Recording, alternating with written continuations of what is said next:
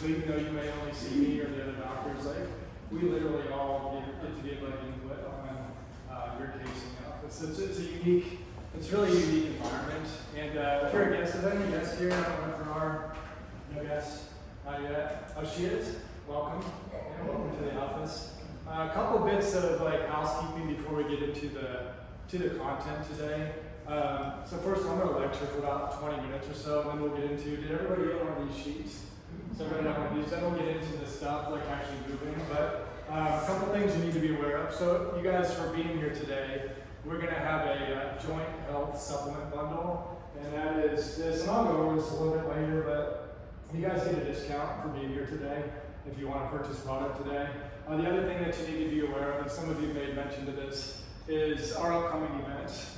We're trying to be on the ball. Like we've committed to trying to do an event each month for you guys. So in November, we've got the Women's Health Seminar coming up. Dr. Sarah will lead that. And then in December, Dr. Gallian's doing the Surviving Stress Workshop. I just want you guys to be aware why we choose to do these things. It's kind of missing in our culture right now. Like the literal meaning of doctor is teacher. And I don't know about you guys, but like I haven't been to the doctor for a while, but I can recall the last time I went to the doctor, and my visit, there was no education. There was like no teaching.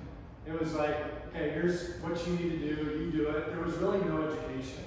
And we've really committed to, like we want to educate you guys. We want to inform you guys so that you guys are empowered. Not only so you succeed in this office, but it's really about outside of these walls. Because what if we're not here one day? Right? Or what if you move? Right? Or what if you have to go to another doctor? We want you guys to have a baseline knowledge and understanding of your body and how it's designed to function, so you can literally go into any situation and make an informed decision and be confident in your ability to make those decisions. And I've been in practice now for 18 years, and one thing that like really concerns me is when I meet with people and they're like, yeah, my doctor said I had to do this, and they just kind of, they put their health in the hands of somebody else, and they don't take control of it. And that's what this is about, okay?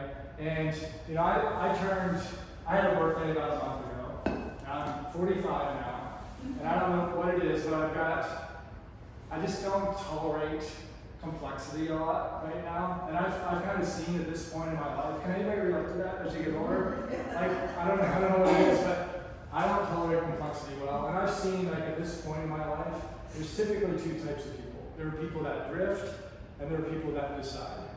Okay, and that's really what our culture is about in this office. We want a culture of people who are decision makers when it comes to their health. Because drifting, which is what we've really been taught to do in our health and our healthcare system, it's not working. Like we rank the largest healthcare system on the planet. We're one of the sickest industrializations out there, like as a whole. Like if you look individually, like if we're just drifting, we're not making conscious efforts every day to improve our bodies and our lives. Like that looks like the average 60-year-old right now is taking 12 medications. The average person right now gains 10 to 15 pounds every single year. The average person can't get up and down off of the floor. The average person works their ass off for 30, 40 years, acquires a nest egg, and then they get into retirement, and they can't enjoy that nest egg because they haven't made their health a priority. So this is really about you guys deciding to be healthy. And that's why I love talking to you guys, because I know nobody randomly ended up here today, right? You made a decision to be here. And you know, when we talk about joint health, like especially the lower extremity, like that's important to you guys for various reasons. I'm assuming some of you have ankle issues, hip issues, knee problems. It's gonna vary, but it's an area of the body that if you don't have an issue, people typically don't think about, right? On a daily basis. Like if you don't have some kind of pain here, or God forbid, like you've lost a leg, most people they don't think about it. And not only do they not think about it, they don't equate it to longevity and overall health. And I want you guys to understand like why this should be important to us and why it should be important to everybody, because there are predictors of how long we are going to live, and some of them tie into the direct health of your hip, of your knee, of your ankle. And one of those is your ability to get up and down, off the floor, unassisted, without using your hands. We should all be able to do that, okay? And I'm not going to make you guys do this, but right now, I'll let us know. If I had to do that right now, I would get an F on this test, right? I just had a panic moment. Yeah, so we're not gonna, Jeanette, do you want to volunteer for us? Yeah, but it might not be the way you think. So we should be, yeah, so Exactly. we should all be able to, yeah, we should be able to not use our hands. Okay? Yeah, sure. You know, another thing is like if we're talking about just simply living long, right? One of the goals should be to not die early. And it should go without saying, but not a lot of people are aware of this, and I really wasn't until recently. The second leading cause of injury-related death in our country right now is falls. Okay? I've known 2 people, like in my kind of circle in the past 2 years, that have died because of falling. And what a lot of people don't realize is one of the indicators, or like kind of determining factors of whether or not you will have a fall, is the strength of your big toe. Of all the parts of your body, the strength of your big toe will determine the likelihood that you have a falling, which could lead to death, broken hip, disability that you never recover from. Does that make sense to you guys? So here's the thing. And here's the thing. Here's the good news with like this stuff. Right? When we get into this, like you can learn how to get up and down off the floor better. Like that's a skill. You can strengthen your big toe. That's a skill. Like so some of you are thinking like I can't get up and down. I can't do that. And I want you to anchor to the fact that you've already done it in your life. We've all spent about 18 months of our lives solely dedicated to learning how to move our bodies, learning to be upright against gravity. And guess what? Even if you've lost that, you can actually go back and reclaim that and regain that. And it's easier than you think it would be, but it doesn't necessarily, it's going to take time. Okay, it's going to take some time. So what we want to do is, I want to kind of help us change the way we view our bodies. Right? I want to help you guys kind of look at things from 2 perspectives today. So when I found out I was going to do this talk, I got out like an old clinical book that I had in school. It was like Clinical Examination of the Extremities. And my wife saw me looking at that. She's like, what in the hell are you going to do? What are you going to talk about? Like, you're not teaching like a PhD class. I was like, you know what? You're right. Like, you guys don't need to know like all the biomechanics and all the ins and outs, right? So my goal today is twofold. Number one, I want you guys to understand that everything in your body is connected. And we have been taught to look at our bodies as isolated parts, and we're not. We're fully integrated. So that big toe that we were talking about earlier, that does not function independently of your shoulder, or your head, or your neck. Everything should work together. And this is hard for a lot of people to kind of wrap their minds around. We intuitively know it. We sing songs about it, right? The waist bone's connected to the hip bone, to the knee bone, right? But we don't really grasp it. And our culture, especially in medicine, has steered us completely in the opposite direction, to the point now it's ridiculous. You go to a doctor and it's just really dominated by specialties and subspecialties, to the point where you have a doctor that will only look at your big toe, and only look at your shoulder, and only look at your knee, and that is losing sight of how our bodies are truly designed to function and operate and heal, right? So we need to understand that everything is truly connected, and you can change that. You can change that. And if you've had problems there for a long time, you can change it. You can change the tissues inside of your body. Has anybody ever taken a physiology class before? So if you've had a physiology class, one of the first things they will usually discuss with you is called the SAID principle. Is anybody familiar with that? SAID. It's called the specific adaptation of imposed demand.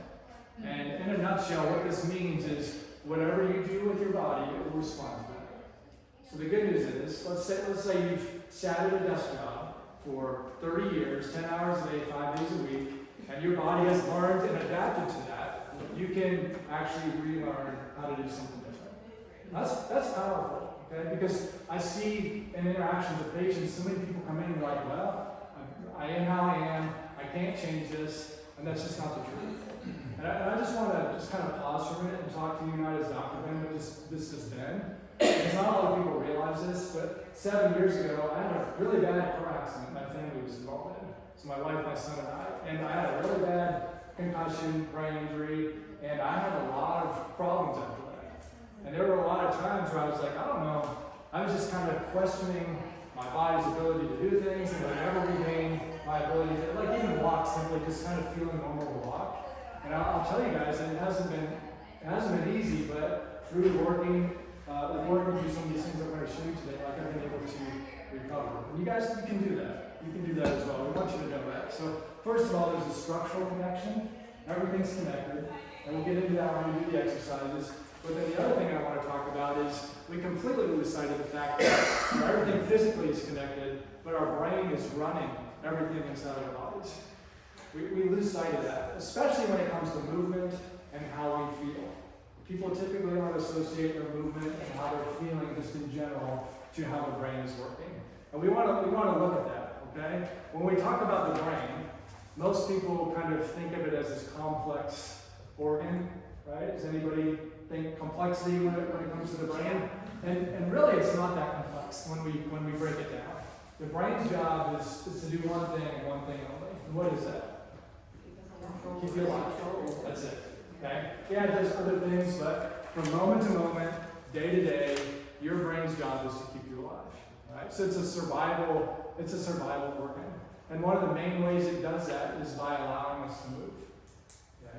It allows us to move. And it relies on prediction in order to create movement in our lives. So this quote, I think, really sums it up beautifully. It says, this is by MD, PhD. We have a brain for one reason and one reason only, and that's to produce adaptable and complex movements. Movement is the only way we have of affecting the world around us. I believe that to understand movement is to understand the whole brain, and therefore it's important to remember when you're studying memory, cognition, sensory processing, they're there for a reason, and that reason is to move. Right? So our brain's job is to get us to move. And if you think about it, like we know this, 1,000 years ago, right? If you saw a tiger, right? So you see a tiger, you process that, and that's going to prompt you to do what? Run.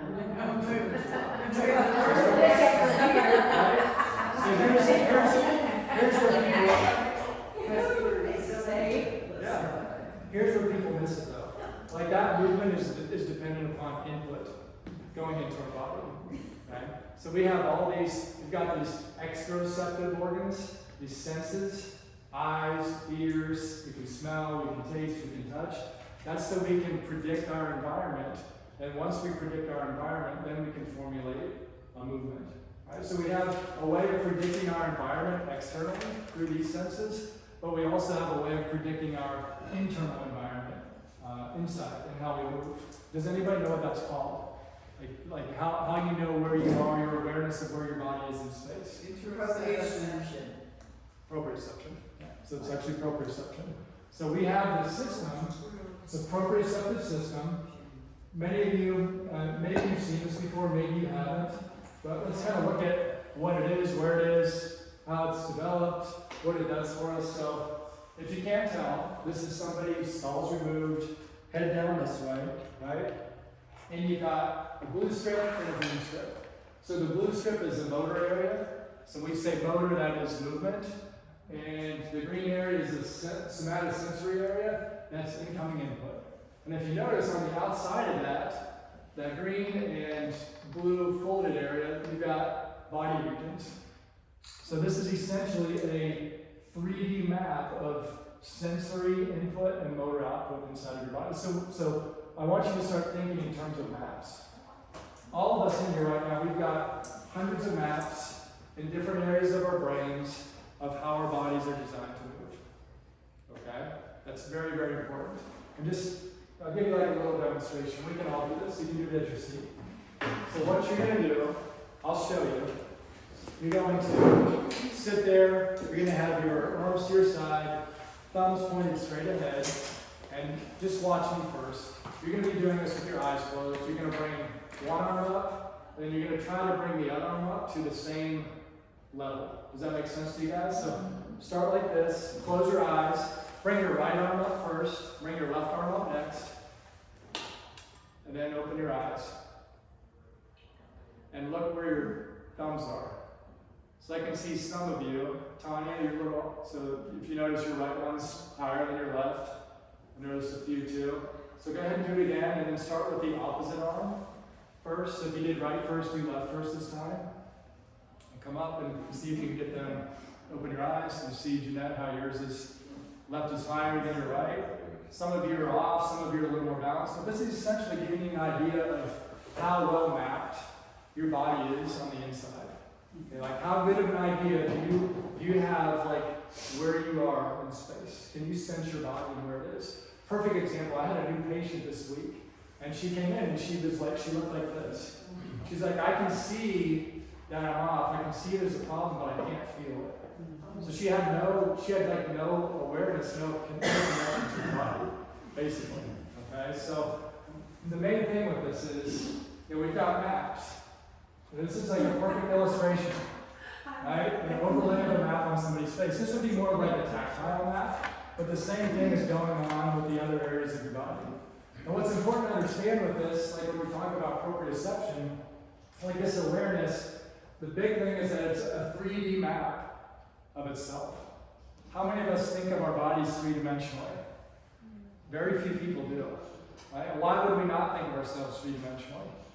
Right? We're just looking straight ahead. Very few people have awareness of like what's happening back here. So there's like a three-dimensional component to it, and there's a time component to it. So there's like a speed component, like how fast our bodies move.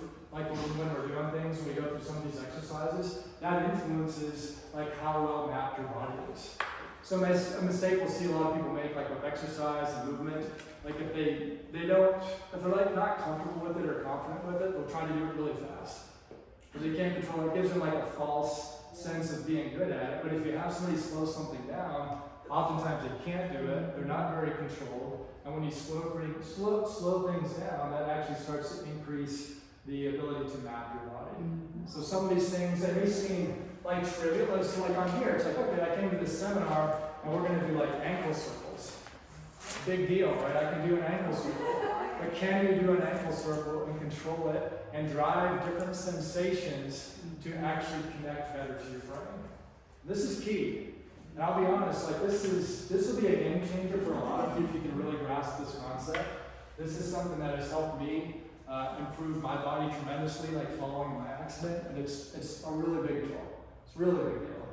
So there are different components to this system, right? So we've got these maps in our brain, and the goal with a map is we want that map to be as clear as possible.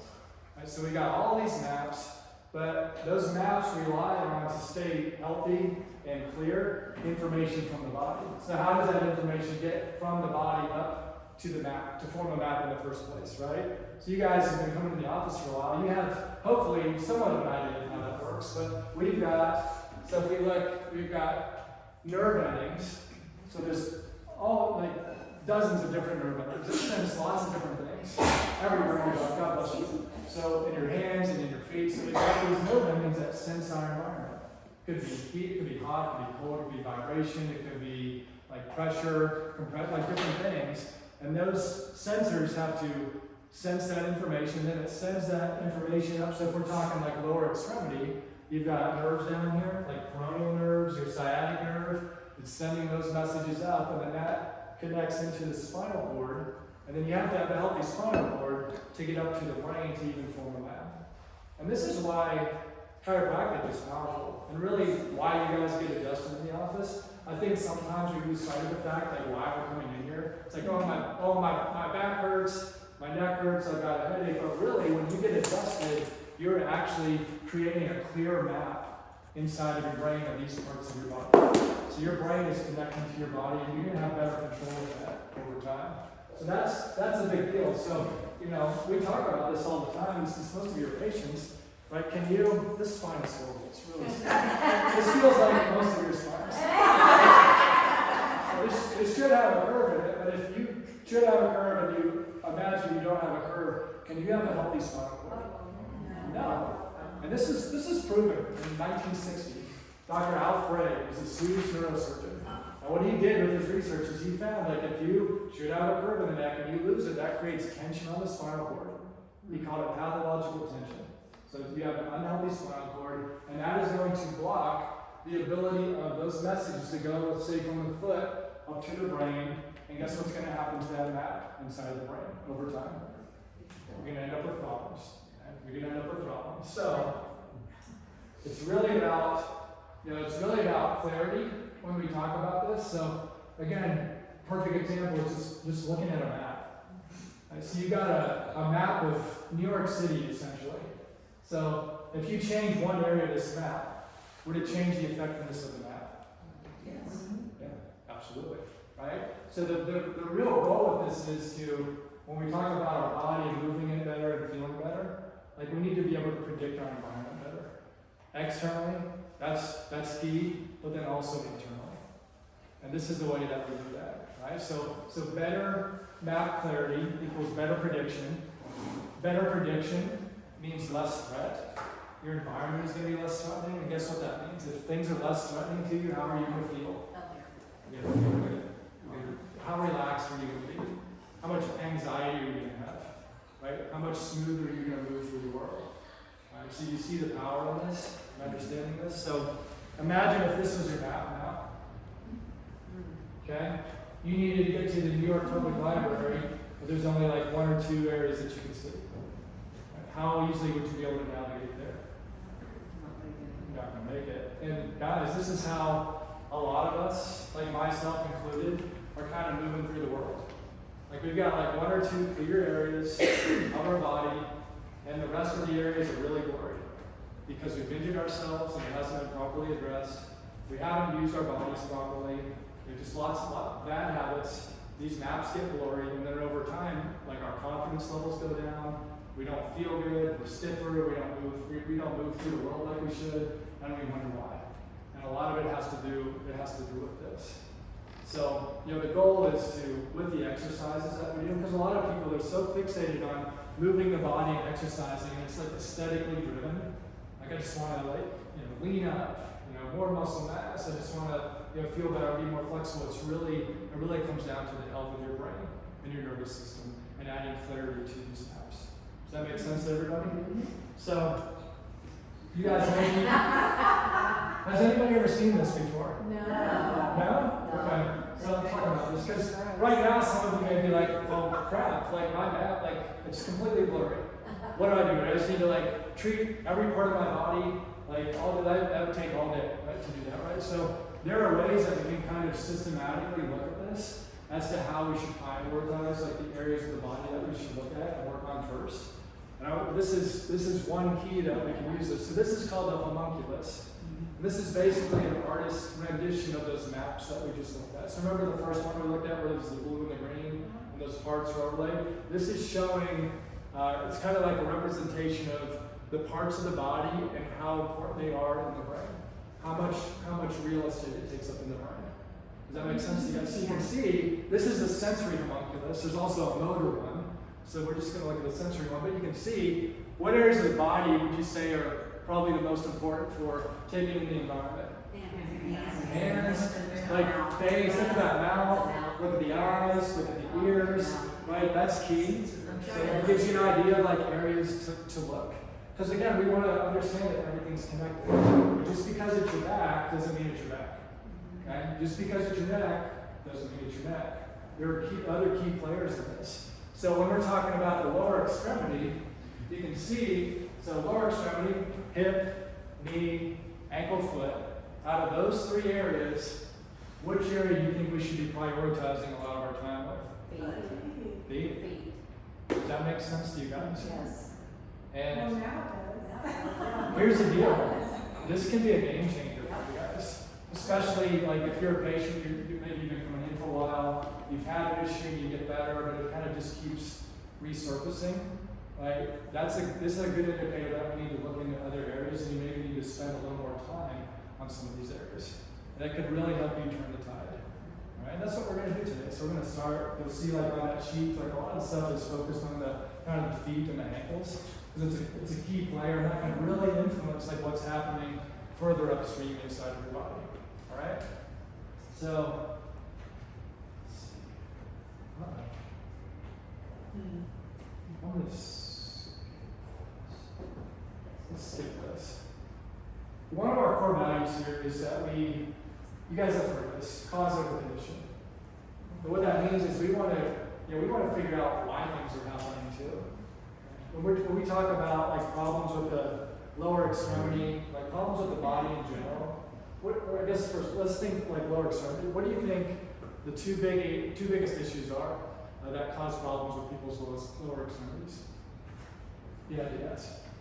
How you walk. Good guess. Weight. What else? weight, good guess, what else? Any other guesses? Strength of muscles. Strength of muscles. What do we do? Like, what do we do on a daily basis with ourselves and our bodies that might lead to weaker muscles? Sit.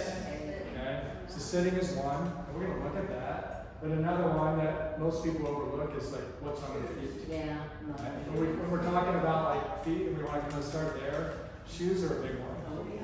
Okay, shoes are a big one. Most people don't realize this, and this is something that, like, I think probably 10 years ago I changed my footwear. It's made a huge difference with me, and I think it's something that a lot of you should consider. So we want feet that are able to be feet.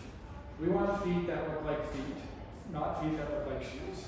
And unfortunately nowadays, a lot of people are wearing shoes that make their feet look like shoes instead of allowing their feet to be feet. Get the point? So what we see here is on the top, so these are x-rays. It's a little blurry, I guess, up there, but on the top is like a conventional shoe that most people would wear, average person. Down on the bottom are shoes. These are like more of like a minimalist footwear, so similar to like what I have on. And the ones on the top, I want you to kind of see the difference there. What do you notice the difference between the top foot and the bottom foot is? Anything? Yeah, bigger arch, so you're like kind of artificially putting an arch there. What do you notice with the toes in that one? Right. What do you notice about the heel relative to the toes in that one? The top. We're elevated. Right, so you got a lot of guys walking around like, I'll never wear high heels, but a lot of guys are actually walking around wearing high heels. Right? So there's some core problems with conventional footwear. And one of those would be, first of all, the higher heel relative to the toe. Okay? So when we're like this, it's going to shorten these muscles back here and make them tighter. How many of you deal with like kind of tightness back in this area? Tight Achilles tendon, tight calves, right? So you're like chronically shortening those tissues, shortening those muscles. That's going to make you more likely to injure that area over time. It's going to weaken that area when it's short like that. So that's the first problem. The second problem is you can see, so you notice how this is flat, right? So the bottom is completely flat. You notice how on that one it curves up. So artificially, your toes naturally need to be able to do this and have this spring motion or extend backwards. What happens if you wear a back brace all day? Does your back get stronger or weaker?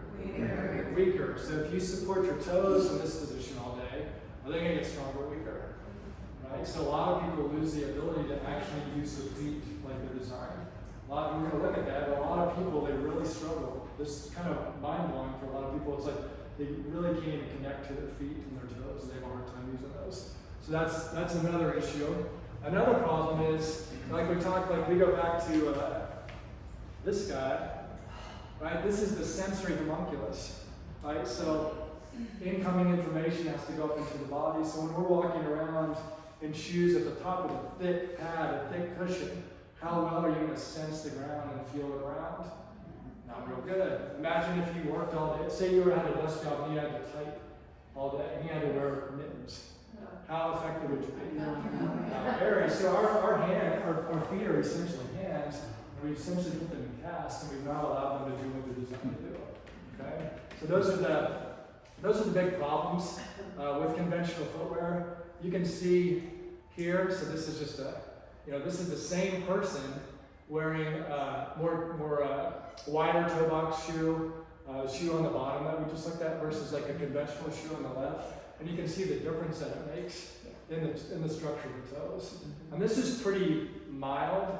I've seen a lot of pictures and examples. So I was adjusting my mother-in-law last week, and she's laying on the table, and I looked down, and her feet were like this.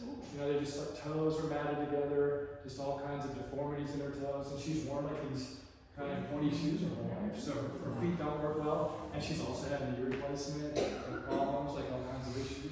So much of this can be traced back to our footwear, what we're doing there. So what I would recommend for you guys is, this is a stretch for a lot of people to kind of transition into something like this, because there's not really any cushioning or padding on the bottom.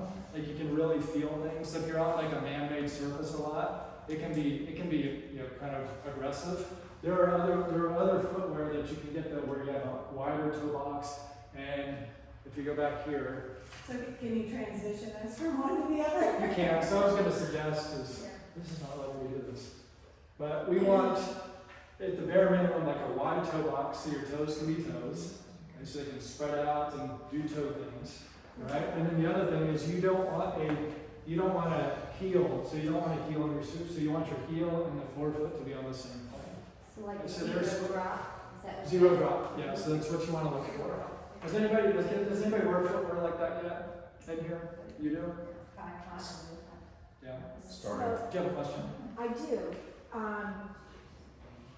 The Hoka shoes, those are, I mean, they keep saying that those, and when I looked at that, I was like, that's not good for our entire body. Here's the thing, like, and I get it, I'm not like here to knock footwear, like they're popular, right? A lot of people wear them, but when you look at it in the context of this, it's breaking a lot of the rules, right? Very Exactly. thick, very super thick padding. I had a patient that, because I was just curious about those, I've never worn them, I hadn't really looked into them a ton, but I had a patient who had them on the other day, so I kind of paid closer attention to them. And it's deceptive because the bottom, where it's real thick and padded, is kind of wide, but the part that the foot is actually in is still narrow and tapered. So it was like, I was like, oh, maybe it is a wider toe box, but it really wasn't. You could see that it was doing that. So there are better shoes to transition to, in my opinion. Ultra is a good brand. What about the toe spacers? Like Those are good. Naboso makes those, and I've been wearing those at home and trying Those to are good. more grounding. Yeah, yeah, those are great. Yeah, those are good. That's passively changing things. We want to start to do things where we're actively like trying to control that, you know, for the mapping reasons. You just have like that in there. You're not really increasing strength, but that's a good thing to do to kind of just get your body to sense what it should feel like. Yeah, toe spacers are good. Yeah, toe spacers are good. But they're not going to correct the issue by themselves. You still got to do the work. Yeah. So even when you're, like being athletic and running and doing hard sports and stuff like that, you still need, padding on your feet and things like that? That's a great question, and this is a topic we could do an hour lecture on, like by itself, but in general, like because there's so many man-made surfaces now, like it's not a great idea to run in shoes like this on concrete. If you can be on like a natural surface, like grass or dirt, where there is some give, then yeah, like a lot of people do that, but I would not be running on concrete in shoes like this. You'd want a little more cushion, and that's where like an ultra shoe would come in. It's ALTRA for those of you that are ALTRA. Yep. So you have a wide toe box with those and zero drop, but there's a little bit more cushion. Okay? And then the other thing is like just sitting. Like somebody got sitting earlier, like we destroy ourselves sitting. I was just curious. I was kind of like researching and reading stuff for this talk, and these are just some things that I found that was really fascinating to me. But 2/3 of the world still opts out of using chairs. That's just really crazy. 2/3 of the world, yeah, that's what it said. So the Chinese. It have to be Asian countries. Yeah, the Chinese, they exhibit 80 to 90% less hip arthritis than Westerners. So they're more active, but they also sit a lot more on the ground. So sitting's not bad, but it's like where we choose to sit is what kind of what causes issues, right? So try to get out of the chair more. And that's something that I've made a point of doing. Like over the past year, I told my wife I want to get rid of our furniture, but she doesn't. She doesn't have a board shop. I've been doing that. It's like, hey, yeah, like anytime we just mindlessly plop down in a chair, just sit on the floor. Get in that position. And it's amazing how just doing that, one thing alone, your body will start to adapt and change. Yeah, it will start to adapt and change. That's that same principle. What? The same principle. Yeah. I had a young guy the other day who was in here, and he was asking about how to correct his posture, if there were any exercises for it. And he's a student, so he's sitting a lot, and like when you're at home, like I know you want some sexy exercise, but just get your butt on the ground. And you're gonna, when you sit on the ground, if any of you have done it, like you get uncomfortable after a while. So you get into a different position and then another position, and you're actively strengthening yourself without having to go to the gym and do all this crazy stuff.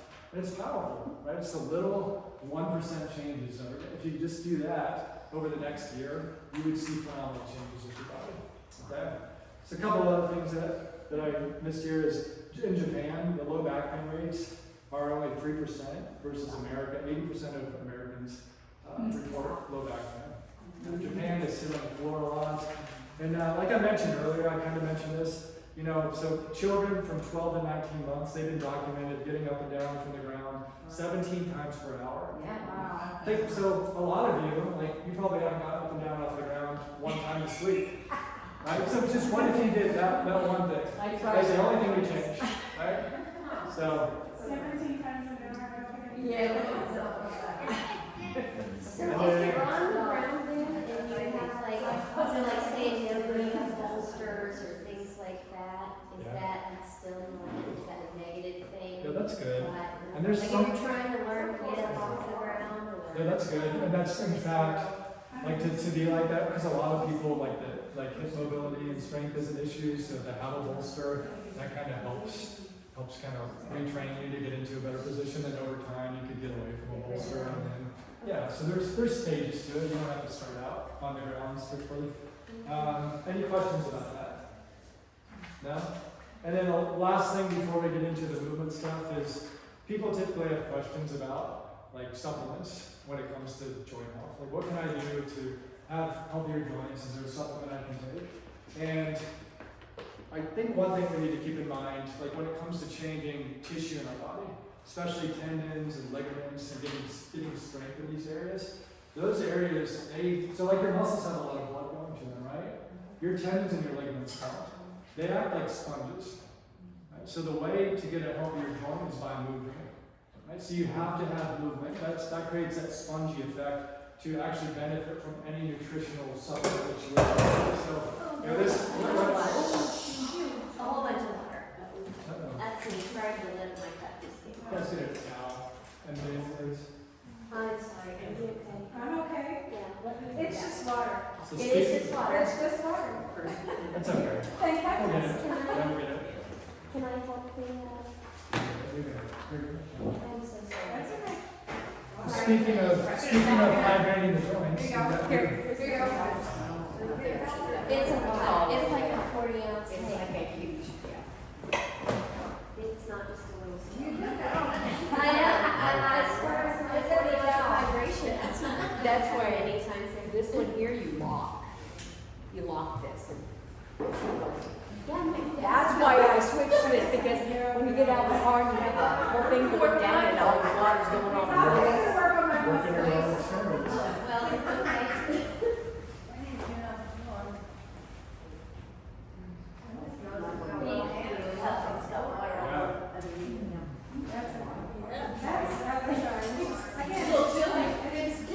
Which is why I bring this whenever. Yes. Got it, thank you.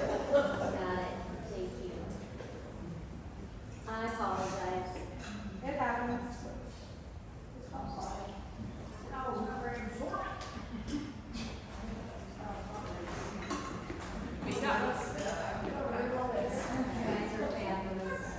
Thank you all. So whose mat is this? This is her mat. I Okay. was so it's not sitting.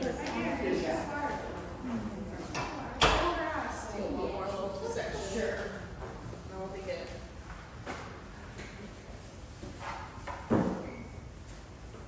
Alright. Can I hire you in on my floor needs? It sounds fun. Definitely a really good spot right now. Cleanest one in the room. I want you to clean her spot. Can't take you anywhere. So. I know, I'm just a problem child. I'm so sorry. I apologize for No, this. That's all right. You are forgiven, no problem. So, like I was mentioning, you know, in order for the joints to be healthy, they require movement. Right? If you think you're going to take a supplement and just miraculously keep your joint out, you've got to move first and foremost. But when we talk about getting a stronger, healthier joint, it's really about building stronger connective tissue. There's some things that we can do in order to help that. So, one of them would be to take collagen. So, right, how many of you guys take collagen? Okay, so that's a good one. That helps with the connective tissue in the body. Can also, not a lot of people are aware of this, but vitamin C is required in order to, like your body will naturally make collagen, right? One thing that is required in order for that to happen is vitamin C. And so taking vitamin C on a consistent basis, it gives your body the raw materials that it needs to actually manufacture it on its own. So that's a good one. That's part of the bundle. And then there's this joint health supplement. So this is it's a combination of several different things. So you've got collagen in here as well. There's hyaluronic acid, so this helps lubricate the joints. There's also boswellia. Boswellia, like it actually comes from frankincense. This is something that's been used in like the Middle East for thousands of years. It's a really powerful anti-inflammatory, except you don't need to worry about your liver or kidney falling out. And it's really super effective. Like any patient that I've had that has taken boswellia, like it really helps at times. So this is a good supplement to take, especially if you got inflammatory issues. And then a couple of other considerations, like from a nutritional and lifestyle standpoint, is we want to think about like the green things, the things we can do, so taking the supplements, but what are the things that we should stop doing as well? Sugar. Yeah. Does anybody know why? Yeah. It poisons inflammation. It's poison, inflammation, but here's what's interesting is, so we know that excess sugar in the bloodstream is a bad thing, and your body tries to get rid of it. It will store it other places. So it's going to put it in the muscles first, then it'll fill up with fat cells, right? Another place that will actually store sugar is your body will take sugar and put it in connective tissue. And it will form these things called advanced glycated end products. So here you have like collagen, which should be like elastic, and have stretch and give to it. And you put sugar into it, and it makes it like rigid and stiff, right? So anything that has like collagen connective tissue, if you're like insulin resistant, eating a lot of sugar, it will cause those tissues to become like stiff and inflexible. So like that's your joints, your skin. So I have a patient that I've been seeing for a long time who just recently started to make a lot of lifestyle changes. He's wanted to lose weight for a long time. He's finally kind of gotten the bandwagon. And he's lost like 30 pounds in the past like 6 weeks, 2 months. And the main area that I've noticed it with him is his skin. His skin's like softer. You can tell it's like more flexible. He's got better color. So like when you make these changes, it's affecting the connective tissue, right? So you gotta stay away from sugar as much as possible, right? Processed sugar. And then another one is staying away from NSAIDs, non-steroidal anti-inflammatories, so Tylenol and stuff. So I talked to, it was just a couple weeks ago, like an old high school friend of mine called me that I haven't talked to for 20 years. He's like, yeah, I have a few questions.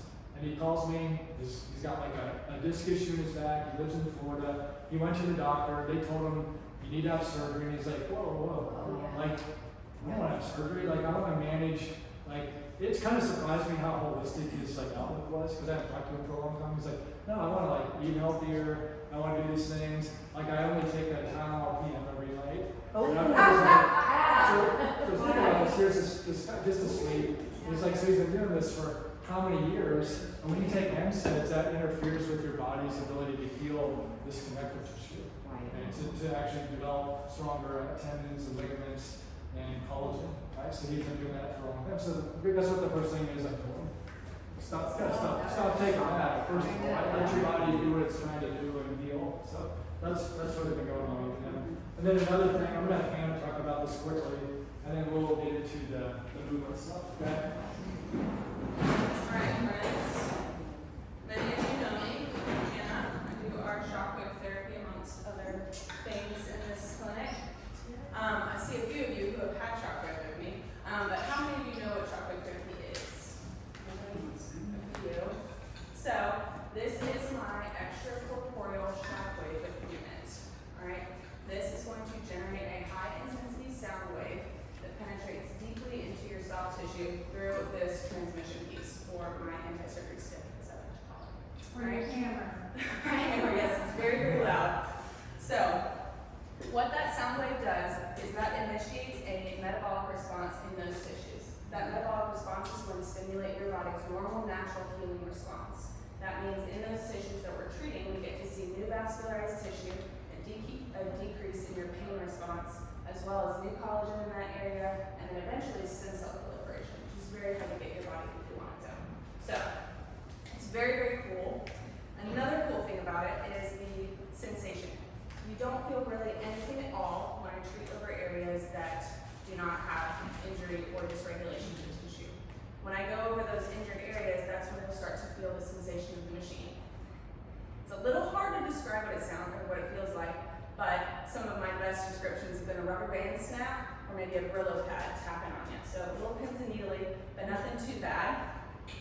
The most exciting thing about this machine is the recovery process. With most injuries, you have a long road to recovery for healing. With this, I need about 24 hours after each treatment.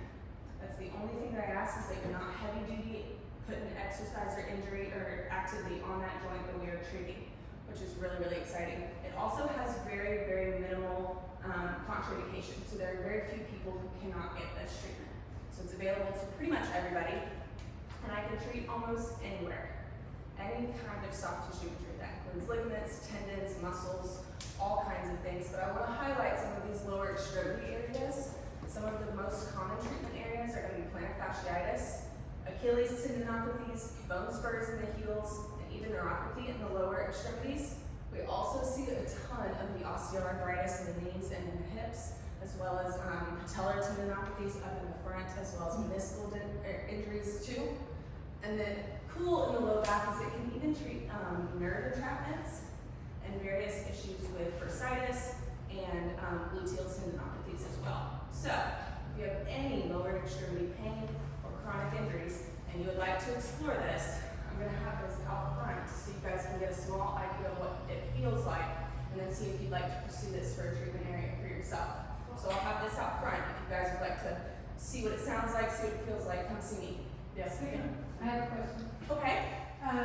So I have a good friend who has, peripheral neuropathy in his feet. So this is good for that? Yes, so what we do So is what kind of success rate, I mean, because he's done multiple different, has he done shockwave things? He has not done shockwave. with neuropathy in particular, it varies for patient to patient. Sure. So for some, I've been really well, or had a lot of success just treating in the feet, because that's where the majority of their neuropathy was. Some of those people who had had longer term issues with neuropathy, I treated further up into the calf, and that's when we started having most of those success Really? stories, was when we were able to communicate with those nerves as they continue to go up that leg, because it's not just your feet that are impacted, it started somewhere else. So it's been one of the neuropathy in the feet and hands. Is that kind of like an Ostrom machine? Osteotron, I have not Yeah. heard of that. Well, it's an electrical stimulation. I had a bone spur Yeah. for years ago, and the doctor did that, Mhm. and I'm telling you what, it was wonderful, and I didn't hardly, I mean, I've had it for years and years, and haven't had I've only had like one issue since 2000. Yeah. So it's been a long time. It could be very similar. This is similar technology to lithotripsy, what they use to break up kidney stones. Yeah. This is just not as detrimental of a sound wave. Mm. So that may have been an electrical It wave, was there are electrical radio wave. waves, and there are also sound waves. So they all vary, but they have a similar mechanism of action. So what if I can give an aroma on your foot, would that be helpful? We can, yes, we can treat around aromas. We can, it's, again, patient to patient, depending on how long Sure, it's I been mean, there. I get that. Yes, sure. but Okay. certainly, the only thing I don't treat is blood clots. Got blood clots or tumors, I cannot treat around those areas. Oh, come on, We're good. man. No. It's helped, I will say it's helped me, so I use it on my shoulders, and I've been adjusting people for 18 years now, and just a lot of like chronic repetitive injuries to my shoulders, and it's helped me immensely with my shoulder area, so. So, does it work on people that have had any kind of fusion, like I've had a total ankle fusion? Yes, So I still have, yes, especially in Pain fusion issues. areas, pain, inflammation is still an issue in those areas. This is gonna generate that metabolic response, which is an inflammatory response. So like Dr. Ben said, we're gonna avoid insects because that's when I'm starting with this machine. But it can still most definitely treat those areas where we've still got blockages, stiffness, immobility in that area. It can help restore some of that to that joint space. so is it something that you have to do on a regular basis? So typically, a injury will take about 6 to 8 weeks to heal with these treatments, and we do one treatment per week. Most cases, I have not seen that we had to continue a whole lot longer, and most people will need a booster maybe once a year, depending on how active they are in that area. So, very short time frame to get you that healing. What's the extent to that? Since it works so well with chiropractic, if you are currently under chiropractic care, these are going to be $150 per visit, and then our discovery visit to get you started, see how it all works for you, do some mapping, explore with your particular injury area. That's going to be $50 or $49. So So your first visit is 49. yes, Okay. And do you see multiple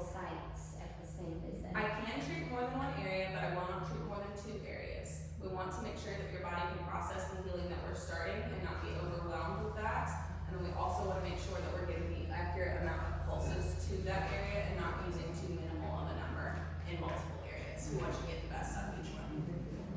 Anybody else? All right. Good question, guys. Let's hang out up front. We're gonna get moving now. So I think we're gonna start out because the first thing is some stuff with the toes and the feet. We can stay seated for this one. And take your shoes off, please. Hopefully everybody showered. Probably got worse.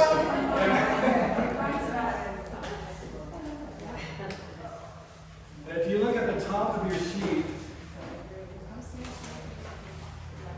so this fascia base, you know, how many of you guys have foam rolled? Like use a foam roller, like on your back and stuff? So a neglected area is the feet, right? People typically don't work with the fascia of the feet. And what's interesting, when you think of fascia, it's a web of connective tissue that winds through your entire body. So from your toes, and it connects up to your head. And it wraps around all of your muscles, in between your muscles. And imagine how many of you guys, have you ever tried to make a bed with a dog laying on it? And it's like you're trying to pull the sheet, right, but it won't go anywhere. So when you get restrictions in the fascia, that can affect how the rest of the body moves. And the toes are a big area. So one thing we're going to start with is, I want you to take your fingers, just one finger, and you're going to put it between your toe. You're going to kind of pull towards you as hard as you can. So pull into the toe. Not away from you. Pull into it like this. Into the web. So you're pulling into the web. Right? So, towards my heel. Towards your heel. Yeah, very good. So towards the heel. Yeah. So it's So towards your pull it heel. up or down? You're pulling. So here is the web. You're pulling in towards the heel. You pull Does it that make sense? backwards. Towards the backwards. Pulling it backwards. Yeah. Oh, then you Pulling it backwards. feel the stretch. Exactly. So a lot of you, when you do that, you're gonna feel like a kind of an uncomfortable sensation. I see a lot of grimacing, right? So we want to work on actually releasing the fascia between the toes. Well, when you do it this way, with your finger can get tired. What I like to do is you can take a pen or a pencil and get it in there and pull towards you. You're gonna feel some uncomfortable sensations. The key is when you're doing this, again, we want to try to get our toes to be able to spread and do what they need to do again. So when you do this, it can be kind of uncomfortable. The key is to breathe through it. So we need to distinguish pain from discomfort, right? If you can control your breath through it, that's a good sign. If it's so uncomfortable that you're you actually can't breathe, and back off a little bit. But what you want to do, and we're not going to do it forever here, is spend about 3 minutes in between each toe. Okay? You can do this, every day. That would be great. And what's nice about some of this stuff is, you can do this while you're watching TV. You can sit on the floor, do this, watch TV, right? Drink your collagen tea. So move to the next toe. Go to the smaller one, in between the one over from the big toe. So you're gonna feel probably some uncomfortable sensations. A lot of you. When you get in there, if you use a pen or whatever, you can really get in there. I've taken a wooden cooking spoon and gotten in there. My wife loves me.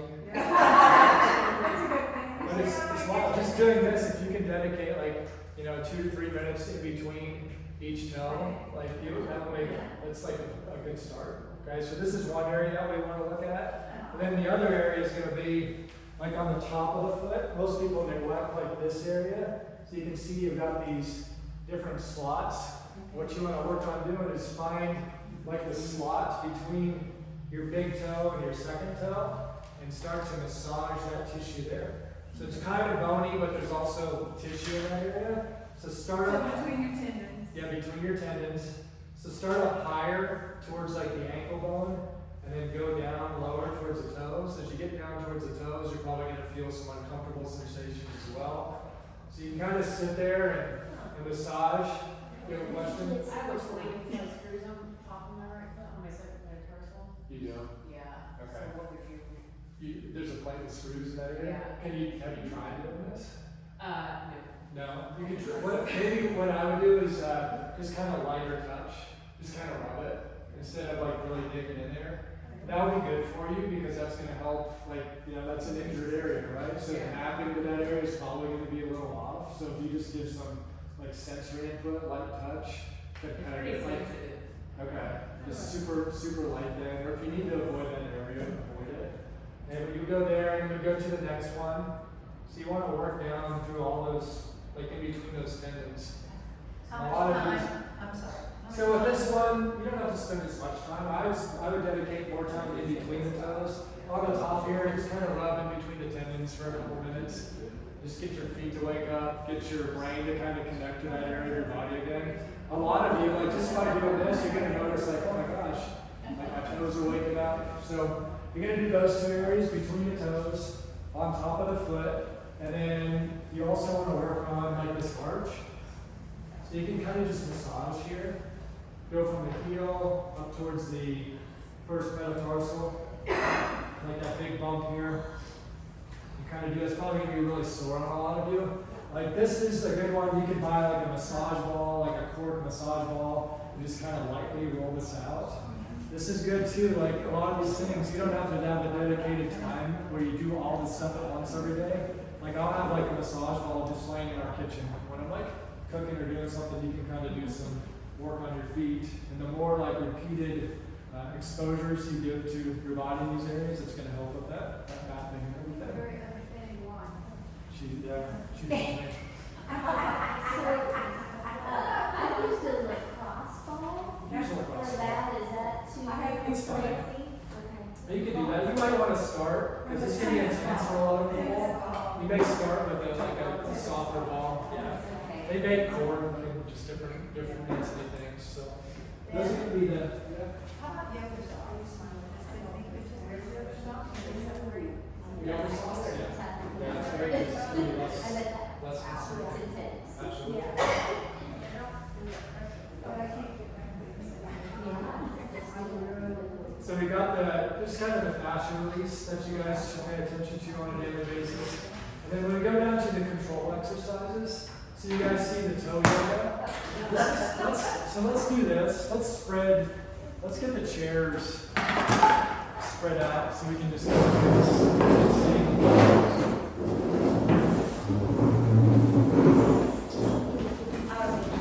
Your shoes off. Leave your shoes off.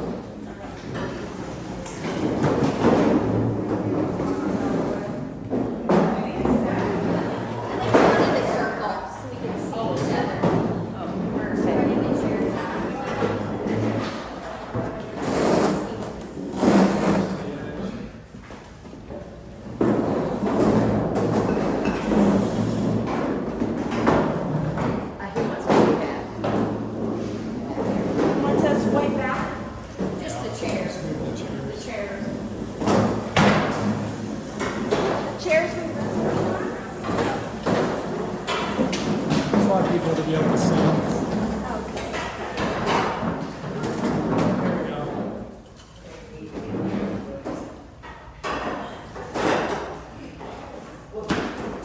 Okay, so the toe yoga, just kind of come around so we can see.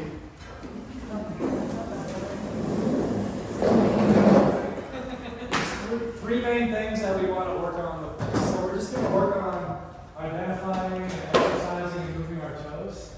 Most people are completely disconnected from this. So the first thing we want to do is, when we're doing this, we want to keep this big bump on the ground and then this smaller outside bump on the ground. So we don't want to be lifting those bumps. So keep those rooted into the ground as well as your heel.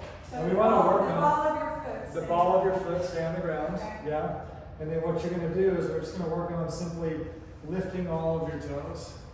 So lift them up as high as you can. Okay, you can do it on both sides. Put it down, lift them up, put them down. Anybody struggling with that? Downward dog for toes. Yeah. So lift them up, put them down. So we're just going to do basic lifts and then drop them down. And then the next one you want to do, you're going to work on is you're going to keep your big toe down and you're going to try to lift your small toes. And then you're going to put your small toes down and only lift big toe. Yeah, I'm good at that. That's how Yeah. I say. So big toe down, lift your small ones only. And then small ones down, lift your big ones. And some of you I can see really struggling with this. Yeah? Anybody struggling? I can see some people. So here's the deal, like this is challenging when you start to do this. One thing you can do to help is if you, like some people really, they try to do it, they can't disassociate the big toe from the small toe. What you could do is you could push your big toe down and then focus on lifting the small ones. Then put the small ones down, push them down, and then lift the big one. Still with the ball of your feet down. Still with the ball of your feet down. Yeah. So it kind of helps if you pin it down. If you want to work on this, you should do a little bit of this every day. And what's nice about this, you can do this when you're brushing your teeth. You brush your teeth, do 20 of these on one foot, do 20 of these on the other foot. You exercise your toes for the day. Is it okay if you do them at the same time? Both feet? You Or can do is it at the that same time. different? You can do them at the same time. Yeah. So you're going to lift. So separate them, and then the last one you're going to do is you're going to lift. Then you're going to try to spread them out as far as you can. I kind of struggle with this, but you're going to lift, try to spread them, and then reach them forward as far as you can. You can see, like, even with me, I get kind of like, it's kind of shaky. It's a little difficult to control it. I played basketball, so I had like really bad feet and ankles, so it's been a process trying to regain control of this area. So lift, try to spread them as much as you can, and then reach. And here's the thing, when you reach, you'll probably notice a lot of you, you'll kind of like curl your toes down. As you reach, you want to try to get them flat without curling them down. If you see the tips kind of turning white and you're pressing your toes down, that's not what we're going for. We're going to try to keep them nice and flat and set them down. And that will help, like if you've had like plantar fasciitis or any issues like that helps strengthen these tiny muscles like on the inside of the foot. When they're weak, that can lead to like plantar fasciitis. So you have the big ones, so again you're going to lift, you're going to do this separate, then you're going to lift, spread, and then reach. Okay? Any questions on that? Anybody? No? Okay? So this is key, like when you start to do this, we talked at the beginning about like fall risks, right? So when you're doing this, you're strengthening your big toe. They found that for like every 1% of change relative to your body weight and strength in your big toe, your fall risk goes down by 7%. So you gain, 100-pound woman gains 2 pounds of strength in her big toe, she's 14% less likely to fall. So it's a big deal, okay? So that's going to be your toe yoga. And then go ahead and grab your mats. Everybody that has a yoga mat, grab your yoga mat. Kind of use these. Do you have one? You can grab one. Do you like one? You're used to it? Yeah. Absolutely.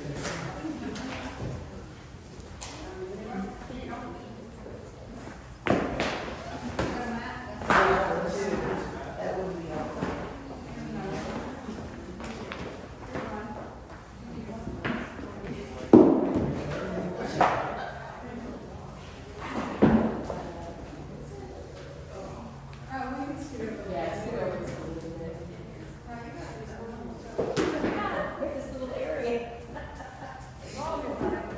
How many of you had come to the low back workshop? A couple of you.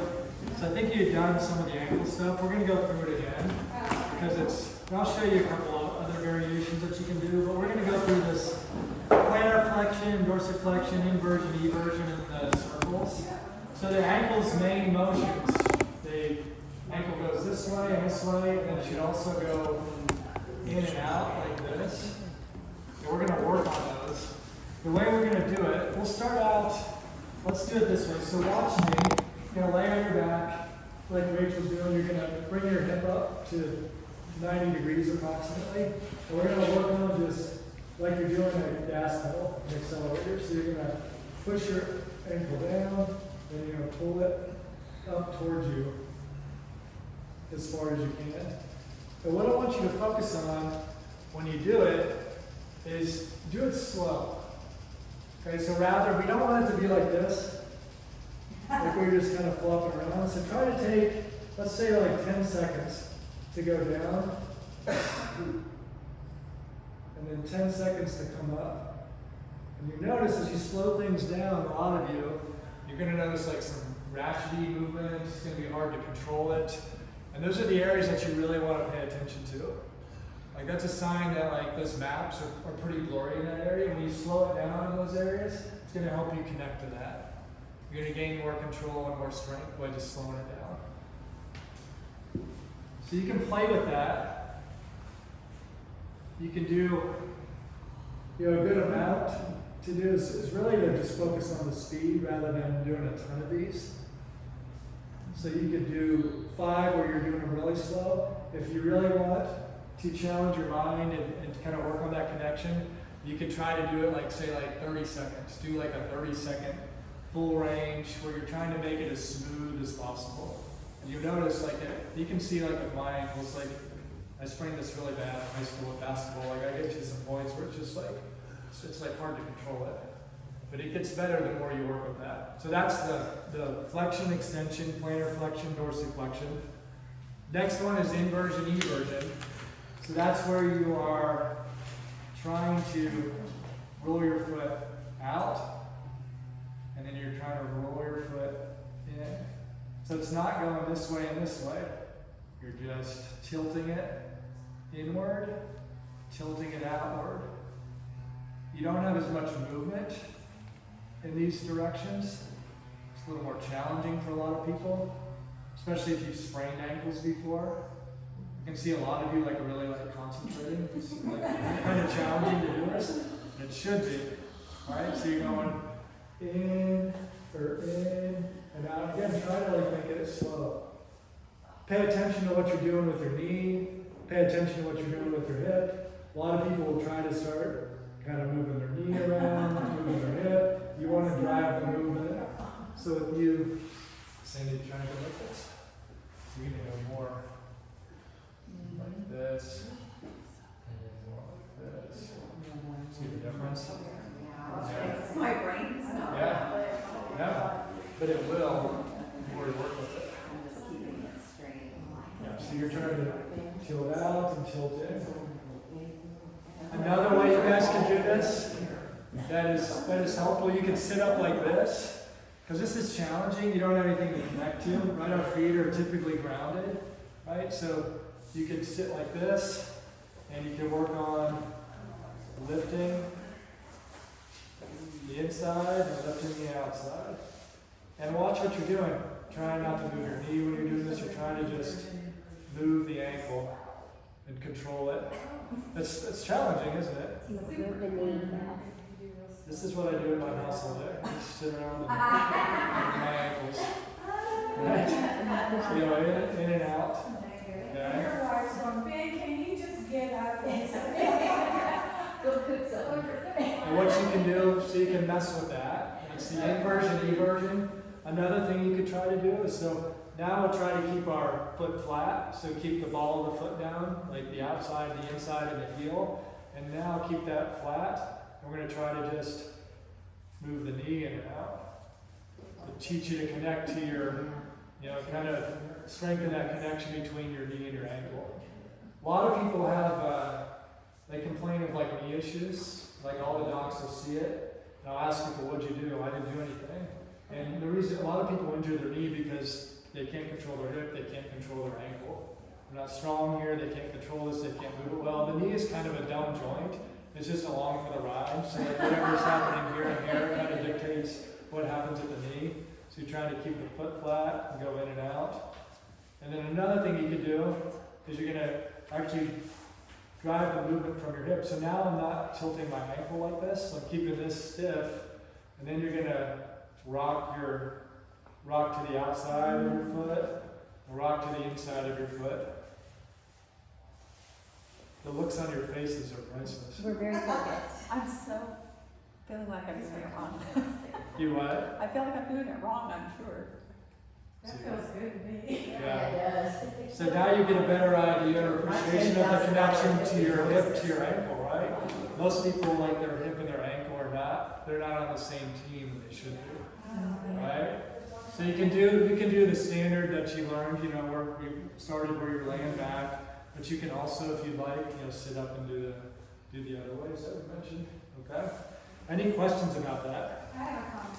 Yeah. When my daughter started taking ballet, like in junior high or whatever, Yeah. her teacher had her do the alphabet, Yeah. like her name call, Right. and do every Yeah. letter A through Z, Yeah. both sides, and had her pick up marbles Yeah. and put into a cookbook. Yeah. Really? Yes, to Yeah. help her strengthen her. Yeah. Yeah. Yeah. So yeah, you're picking up a marble and putting it into a. Yeah. Yeah. It takes a lot of dexterity, right? That people, they just kind of lose it. Doctor said that for hammer toe, that was a good thing to do, was pick up marbles with your toes. Yeah. So like with hammer toes and claw toes, where they're like you like claw the ground like that when you walk. That's usually a weakness with these muscles, like on the bottom of the foot. So one way to help strengthen that is to, like when you're doing this, it's like really focusing on pushing down through this part of the foot versus this part of the foot. So you want Push down the base of your toe. the base of the toes, not the ends or the tips. A lot of people have lost the ability to do that. That's where a lot of that clawing and like hammering comes from. It's challenging to do that. But this I is have a question for you. yeah. So when I start, the arch hurts. Okay. But, That's fine. okay. Yeah, we're using I wasn't talking to it. I'm No. It's talking to you. You're gonna wake up all these different areas of your feet. You'll notice different sensations, and it's pretty wild when you start to actually be able to feel like the ground again and use your feet. It's a pretty cool sensation. Any other questions about the feet or the ankles? No? Okay. So we'll get into the strength component. One issue that really plagues people is a lack of dorsiflexion. So that's the ability to pull the ankle up towards us, right? Like if you don't have good dorsiflexion when you're walking, then what will happen is you'll lift your heel off the ground too soon. Like you can't keep your heel down. And I have bad dorsiflexion from all my injuries. So heel will come up too soon, or you'll start to extend your knee too much. So it can cause like issues with the forefoot. It can cause issues with the knee. Or a lot of the time, like if you can't have that dorsiflexion, you'll start to kind of like fall forward. So it'll actually cause back issues. So you want to strengthen the muscles that actually work to pull the ankle this way.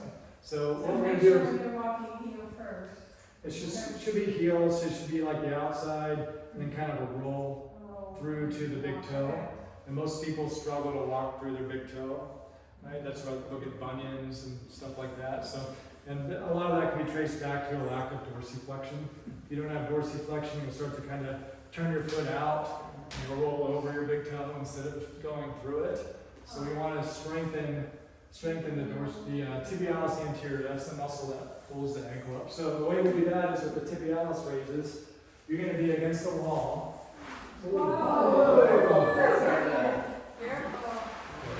See these people. Okay, so you're going to be against the wall, back against the wall. The further away you get, the more challenging it is.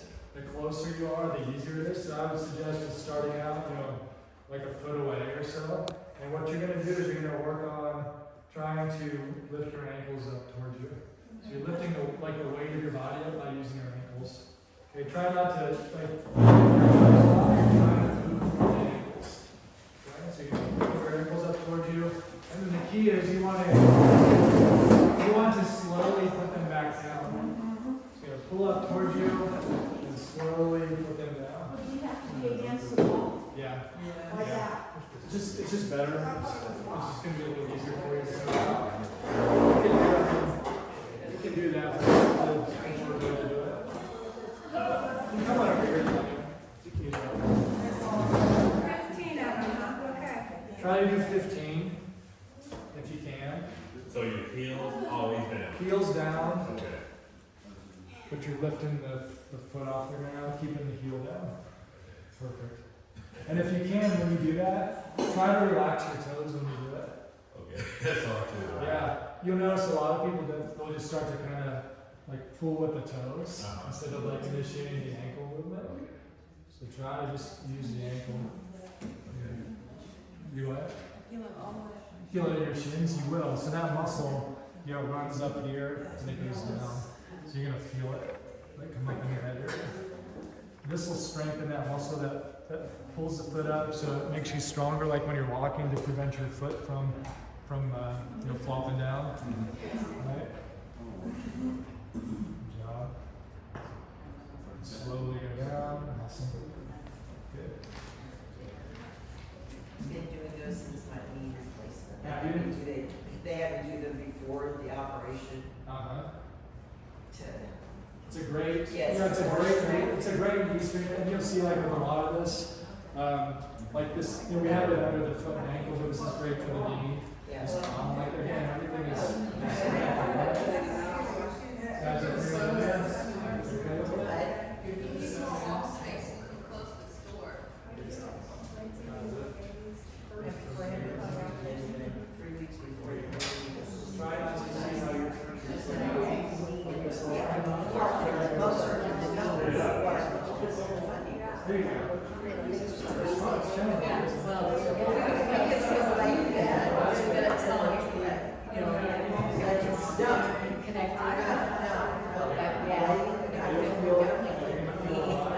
By the end of that week, I just Shannon, if you can try to hear your baby exercise. feel that a little more. Try to keep the toes straight.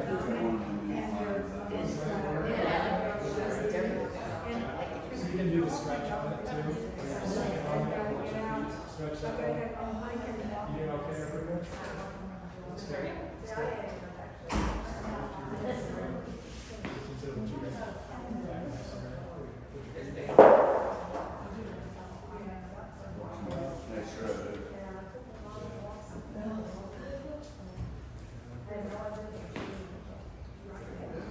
Try to relax those fingers and just pull up. That toe stuff we were doing before you. Did it hurt when you were working on your toes?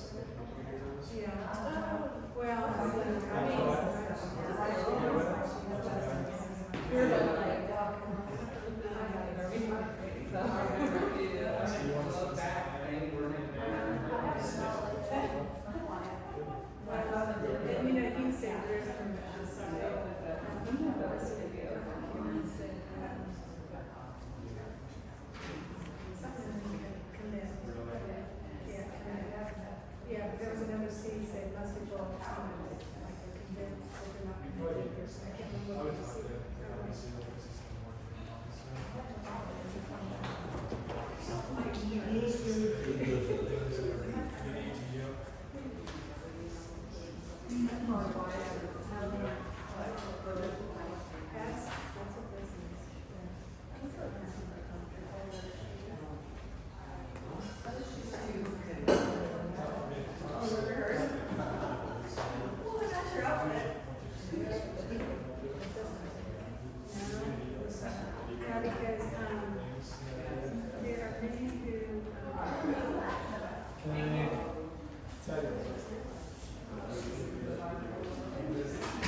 Everybody good with this one? Did you hear Yeah, I noticed on the old ankle things with the books extending, my knees want to go in and get that to happen. It's got to be bad. What were you standing on? You know, like these, with this business, like my knees want to go in. Oh, yeah. And then when I was at the 90-degree angle, it wants to go in and the foot wants to You go want in. to just turn it in? Yeah, The see? knee goes in and the foot goes. You don't have a ton of range like that, but you should be able to do it like without kind of keeping the knee steady, without it turning a lot. So it's good. No, this is good to identify these things. Yeah, okay. Hey guys.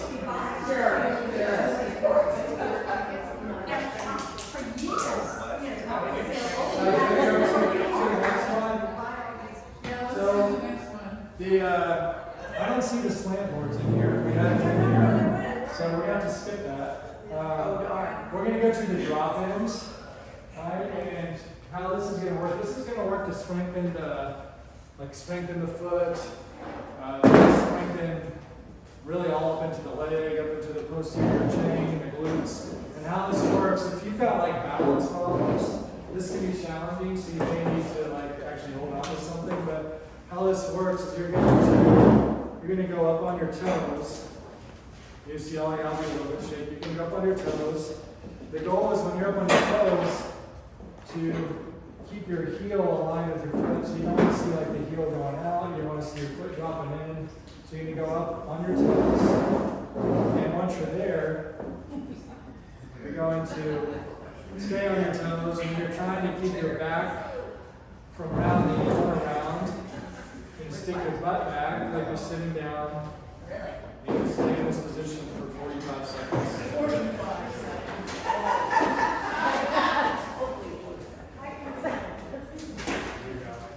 So trying to really, you can hold on to something if your balance is an issue. The goal is to not, let me show you, we don't want to be up, we don't want to be like slouching forward, we want to keep a nice arch in our back. We want to sink our butt back while we stay up on our toes. So you're going to stay in this position for 5 seconds if you can. You can see, you're going to feel things, you're going to feel it in your calves, outside of your legs, coming up into your, yeah, so just do what you can. You need to support yourself to get into this position, that's good. You guys can feel those toes working, probably the bottom of your feet, The knees. strengthening, feel it in your knees a little bit too. Try not to claw your toes into the ground if you're doing that, so pay attention to your feet. What are you doing with your feet? Try not to claw the ground. This will get easier. So if you've done it about 45 seconds, I wasn't timing it, you can stop. So you want to try to do that 3 times a day if you can. Hold it for 45 seconds. This is the drop-ins. Yeah. And what you can do as well, like as you get better with this, your balance improves, you get stronger. You can start to shift your weight off to one side and rotate your body that way. And when you do that, you will feel more activation on one side versus the other. And you can switch and go the other way. You'll feel it go into your butt, you'll feel it go into your calf, your foot on that side. But most of us will be fine starting with just this general position. Up on the toes as far as you can, and then butt back. Keep that arch in your back, keep your chest up. And you can stay like that. Take your hands off if you can. Any questions about that one? No? And then the last one for strength. And when we're talking about strengthening the tendons in our feet, there are a lot of tendons, a lot of ligaments, they need to be loaded and unloaded. So we can simply hop. And when's the last time? Yeah, if you can't, you can. If you can't actually hop up on your toes, you can just kind of sit down and bounce. But actually hopping on your forefoot, on your toes. When's the last time you've jumped rope? Right? People gotta stop doing this. Just use the springiness of your foot. So you do this for a minute a day. Great for your foot. You're gonna strengthen your tendons and ligaments something like this. Good. You guys feel it in your feet? Yeah. Yes. Right? So something as simple as this, when's the last time you hopped? I've got an 8-year-old son at home. It's just he lives on the floor. He's hopping. He's moving his body. A lot of this is we just stop using our bodies the way we're designed to. So if you hop a minute a day, or a couple minutes a day, or whatever, it makes a big difference. It's good for lymphatic drainage. Exactly. Yep. So good for a lot of things. Okay. Any questions about that? No? Right? Everybody's breathing a little heavier. So then we'll go on to the knees. The first one is the knee circle.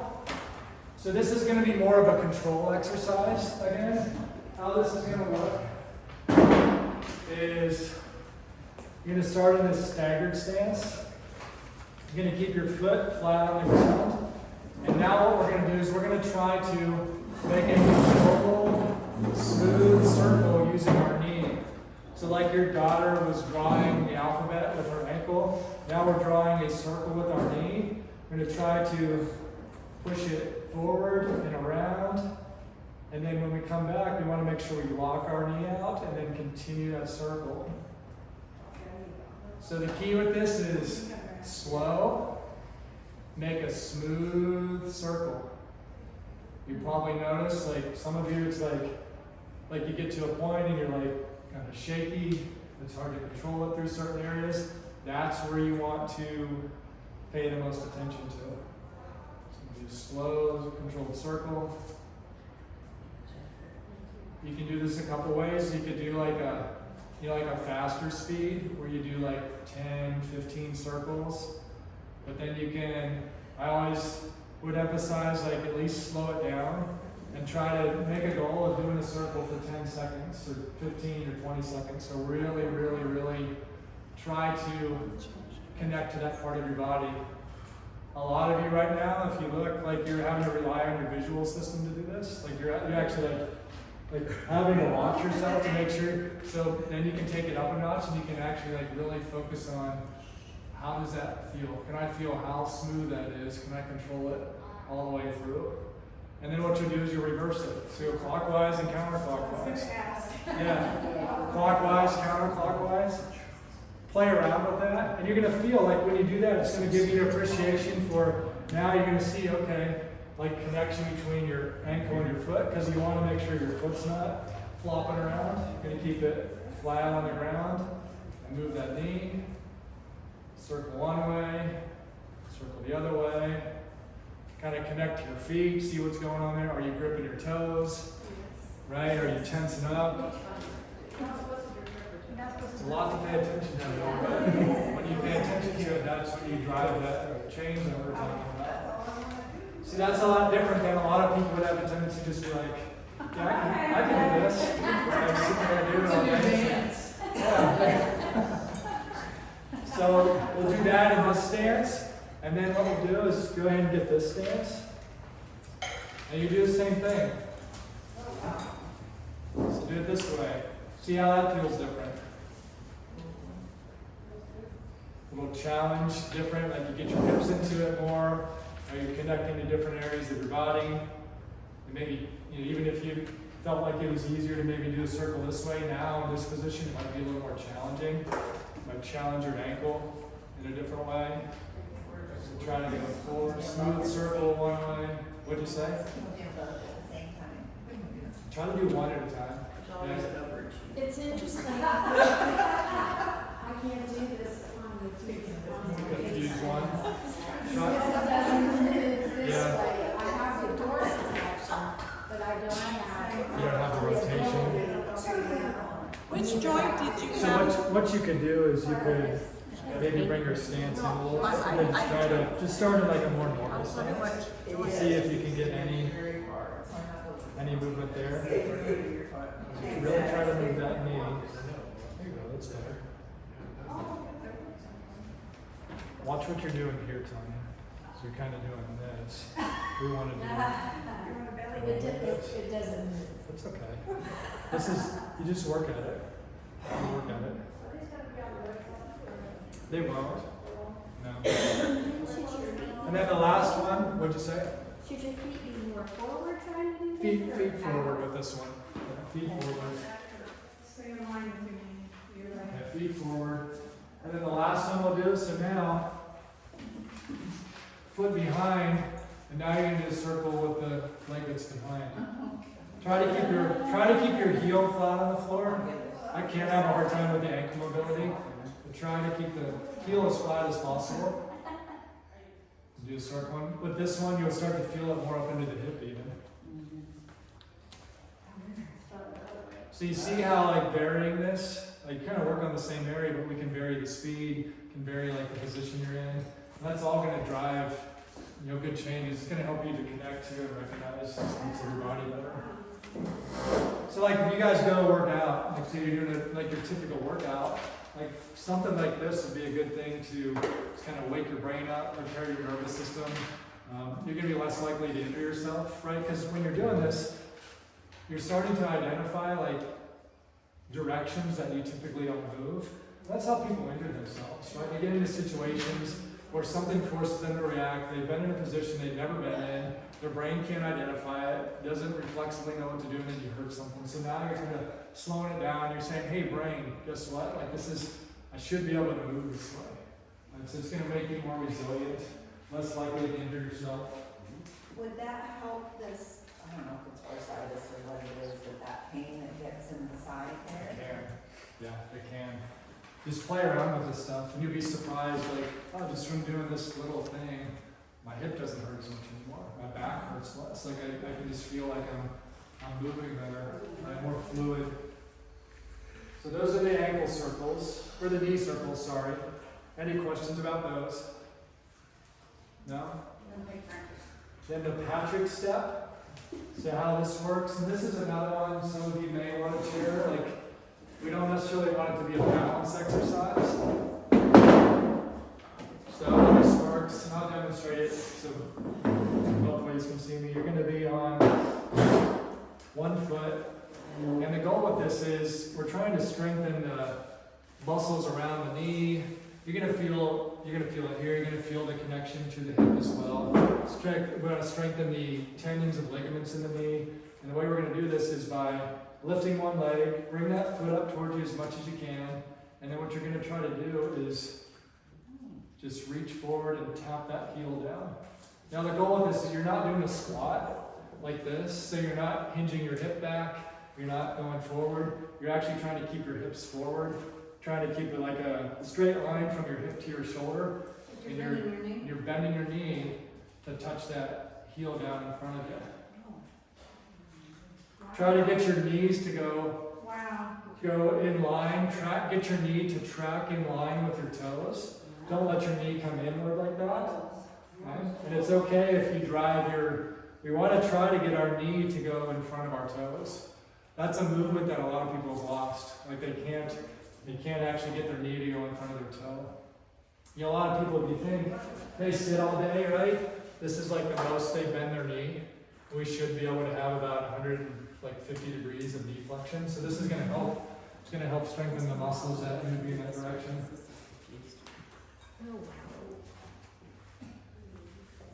And it's okay to use a chair for balance.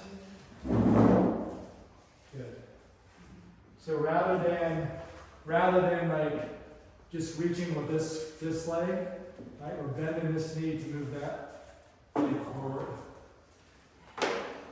You're gonna feel it in your ankle, you'll feel it in your knee, you'll feel it out of your hip. So this is where we want to start with this one. It's like flat on the floor. As you get better, you can make it more challenging by you could get like a step that's 2 inches high or so, and then stand on that, and then you're gonna have to reach down further. So it's gonna test your ankle mobility more. You're gonna have to bend deeper here. You're gonna require more stability and strength through your hip. And you can put another elevation on that. There's ways to make it more challenging, but we just want to start out with like the basic, and you'd be surprised, like just doing this, how much you notice that area of your body. Any questions over here, guys? No? You good? You good? No, you're good.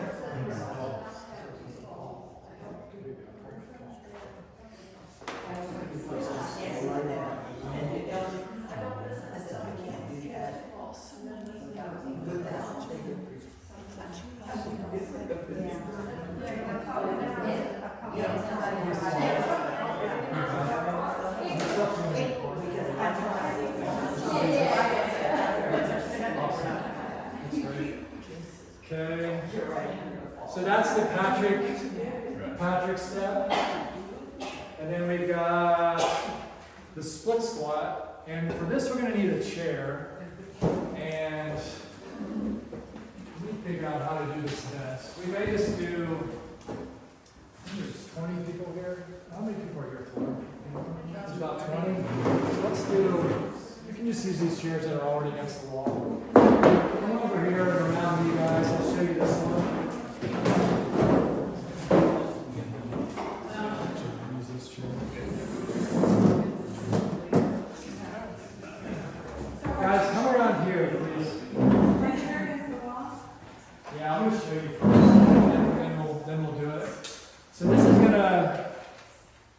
continue to focus on being able to bend that knee further and get it like out in front of the toes. And how this one is going to work is you're gonna step onto the chair and you're gonna work on driving that knee